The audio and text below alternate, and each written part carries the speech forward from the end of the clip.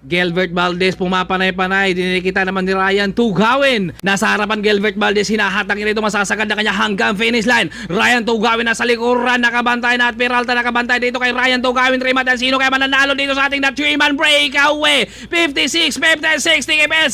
Valdez ang humahatang, Ryan Tugawin nakasagad at nakadikit dito kay Valdez. Nakahanda na rin dito si Peralta, sino kaya mananalo sa kanilang rematihan. Ito na Peralta umangat sa kanan. Ryan Tugawin dumidikit kay Valdez. Ryan Tugawin umangat sa kaliwa, sino kaya mananalo dyan? Pantay!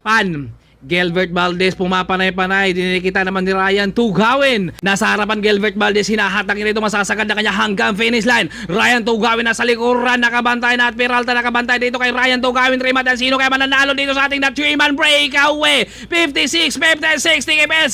Valdez ang humahatang, Ryan Tugawin nakasagad at nakadikit dito kay Valdez. Nakahanda na rin dito si Peralta, sino kaya mananalo sa kanilang rematihan. Ito na Peralta umangat sa kanan. Ryan Tugawin dumidikit kay Valdez. Ryan Tugawin umangat sa kaliwa, sino kaya mananalo dyan? Pantay!